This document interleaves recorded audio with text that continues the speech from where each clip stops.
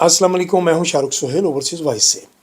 ख़वातीन हज़रात, वैसे तो तहरीक इंसाफ के तमाम दोस्त जितने भी कारकुन हैं, मेंबरान हैं, सपोर्टर हैं, वोटर हैं, इतने बारीक बीन हैं कि हर चीज़ पर बड़ी गहरी नज़र रखते हैं। यही वजह है कि सोशल मीडिया में अभी तक इनका कोई तोड़ नहीं मिल सका। नासूर लीग ने पूरी कोशिश की है। ये जो जाली वज़ीर आला पंजाब है, थीफ मिनिस्टर, इसने भी बहुत से लोग हायर किए हैं हज़ारों की तादाद में सोशल मीडिया का मुकाबला करने के लिए, लेकिन ये नहीं कर सके क्योंकि ये 2-4-5 हज़ार लोगों को अपॉइंट करेंगे, लेकिन इधर तो 5 लाख नौजवान बैठा हुआ है जो कप्तान के हक़ में हर वक्त बात करने के लिए अपना मिसाइल तैयार करके रखता है।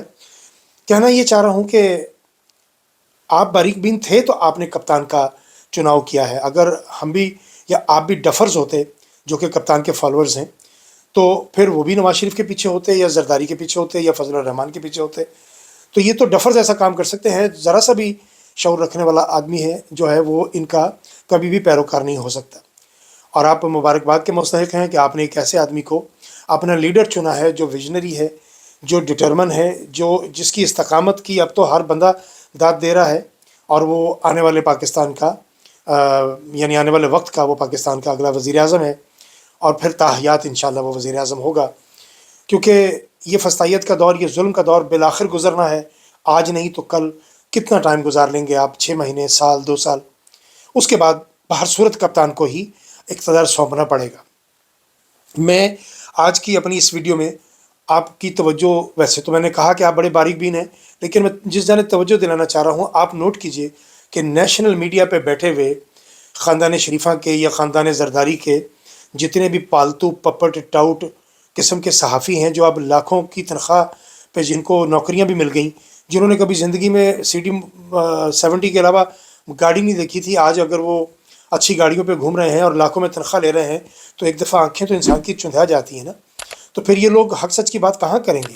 ये तो चोरों डाकुओं लुटेरों का साथ ही देंगे, और चोरों डाकुओं लुटेरों का साथ देने वालों को मैं उनके बराबर उसी तरह का समझता हूँ और उतना ही गद्दार समझता हूँ जितने गद्दार ये चोर और लुटेरे हैं। देखिए, अगर आप लुटने वालों का साथ नहीं दे सकते तो आप लूटने वालों का साथ भी मत दीजिए, तो हम समझेंगे कि चले आप न्यूट्रल हो गए। लेकिन अगर आप चोरों डाकुओं लुटेरों का दफ़ा करने के लिए बैठेंगे तो फिर हमारी तरफ से तो आप दफ़ा हो जाइए, फिर तो हमारी हाथों आपकी दुर्गति रोज़ बनेगी। अब आइए उस मौजू की जानिब जिधर मैं आपकी तवज्जो दिलाना चाह रहा हूँ। 2.5 बरस हो गए नेशनल मीडिया पर बैठे हुए किसी पपट ने, किसी टाउट ने इस मौजू पर बात नहीं की। ना तो सलीम बुखारी ये बात करेगा, ना इरफान सदीकी बात करेगा, ना इफ्तिखार अहमद बात करेगा, ना मुजीबर रहमान शामी बात करेगा, ना नजम सेठी बात करेगा। मतलब ये ना वो लौंडा लपाड़ा इस हवाले से कोई बात करेगा। लौंडे लपाड़े को कभी कभी बीच में से थोड़ा सा उसका ज़मीर कभी कभी टिमटमाता है, लेकिन क्या करे, शायद कोई ज़्यादा बड़ी नौकरी कर बैठा है, इस वजह से वापस अपनी जगह उसी नौकरी उसी तनख्वाह पर वापस आ जाता है। ख़ानदान शरीफा को रजीम चेंज 1 से लेकर रजीम चेंज 2 तक, ये रजीम चेंज 2 था। ये जो इलेक्शन हुआ है और उसमें पाकिस्तान तहरीक इंसाफ का मैंडेट ज़बरदस्ती चुराया गया, और जिन लोगों ने भी चुराया वो सब के सब गद्दार पाकिस्तान हैं मेरे नज़दीक। इसलिए कि जब आप आवाम के मुंतखब करदा नुमाइंदों को उनका हक़ नहीं देंगे तो और आप ज़बरदस्ती करेंगे और इससे पाकिस्तान में अनारकी फैलेगी, इंतशार फैलेगा, तो इसका मतलब आप तमाम माफिया के लोग इंतशारी टोला हैं, और उल्टा आप सारा दिन TV मीडिया पर बैठ के बकवास फरमाते हैं कि जी इंतशारी टोला व तहरीक इंसाफ वाले हैं। हालांकि आप खुद इंतशारी टोला हैं अगर देखा जाए तो। जो बात अब मैं आप दोस्तों से पूछने जा रहा हूँ, 2.5 बरस हो गए, नवाज शरीफ 3 अदद हार्ट अटैक, 7 स्टंट, दिमागी इमराज, शरियाने सुकड़ी हुई, पेट की बीमारियाँ और शायद गुर्दों की भी बीमारियाँ, और खुदा जाने कोई 73 के करीब, फ़िरके तो 72 हैं लेकिन इसको 73 के करीब बीमारियाँ होने के बावजूद 2.5 बरस हो गए नवाज शरीफ के प्लेटलेट्स कम नहीं हुए और ना ज़्यादा हुए, और उसके खाबे मुसलसल चल रहे हैं क्योंकि ये खाबू मास्टर है। आप कभी इसको खाना खाते देखें, आपको लगेगा कि कोई सदियों का भूखा और नदीदा आदमी बैठ के खाना खा रहा है। खैर छोड़िए इस बात को, ये उनका काम है, लेकिन मैं सिर्फ आपको बावर करा रहा हूँ कि नवाज शरीफ को किसी किस्म की अब कोई बीमारी नहीं है। शर्जील मेमन को व्हीलचेयर पे आपने आते देखा, जरदारी को व्हीलचेयर पे आते देखा, खुर्शीद शाह को देखा, आपने पीपल्स पार्टी के लोगों की बात कर रहा हूँ, वो चांडियो एक वो है उसको आपने बीमार होते देखा, शहबाज शरीफ को आपने बिस्तर पे लेटे देखा, इसहाक डार को आपने हॉस्पिटल के बिस्तर पे देखा, नवाज शरीफ को देखा, मरियम नवाज़ की छोटी सी सर्जरी के लिए उसको स्विट्ज़रलैंड जाते देखा।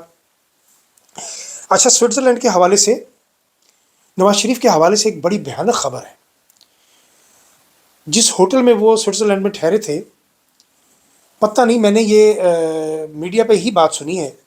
اب اس میں کتنی صداقت ہے میں کچھ کہہ نہیں سکتا، لیکن ویسے بہت پہلے میں نے اس قسم کی بات میں نے لاہور میں بھی سنی تھی. حضور بہت اچھے شوق رکھتے ہیں، اور اس شوق کی تکمیل کے لیے وہ سیر و سیاحت پہ بھی پھر چلے جاتے ہیں. تو باقی بات میں یہیں تک کر رہا ہوں، بس آپ سارے سمجھدار لوگ. اینی ہاؤ، سیر و سیاحت کا شوق ہے ان کو، میں یہ کہنا چاہ رہا ہوں، ٹھیک ہے.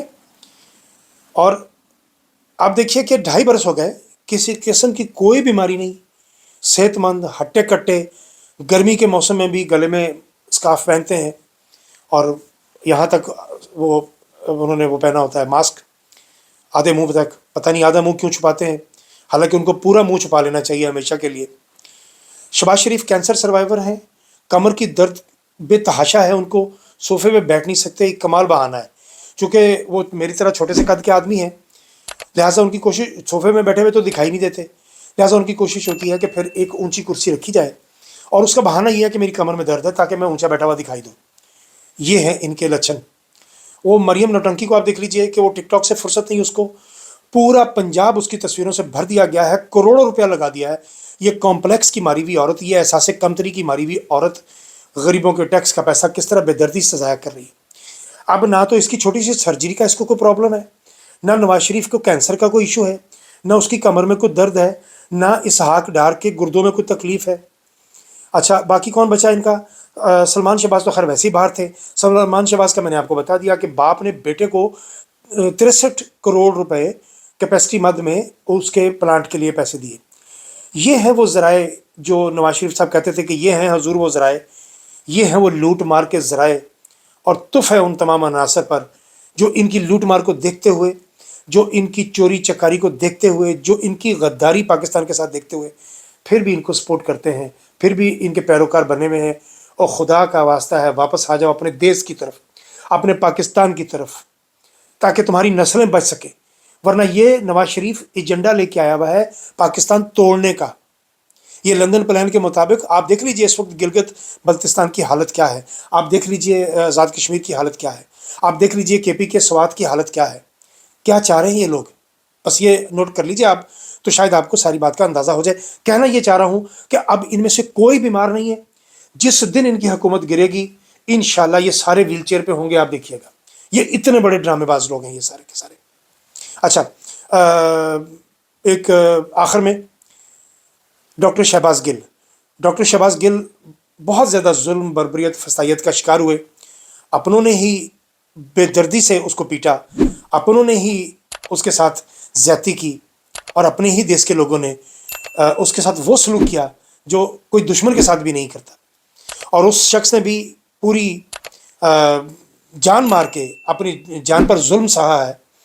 میرا خیال ہے کہ آج اس کا یہ گلہ کرنا بالکل واجب ہے، بالکل صحیح ہے. تحریک انصاف کے لوگوں کو، تحریک انصاف کی قیادت کو تھوڑی سی شرم آنی چاہیے کہ ڈاکٹر شہباز گل جیسے آدمی کو، جس نے اتنی مار کھائی ہے یار، اور وہ آج بھی حق سچ پر بات کر رہا ہے، آج بھی کپتان کے ساتھ ڈٹ کے کھڑا ہوا ہے، چاہے وہ کہیں بھی کھڑا ہوا ہے. جان بچانا فرض ہے، جان بچانے کے لیے باقاعدہ حکم ہے کہ اپنی جان بچانے کے لیے آپ کو کسی جگہ اگر جھوٹ بھی بولنا پڑتا ہے تو آپ کو اجازت ہے جھوٹ بولنے کی.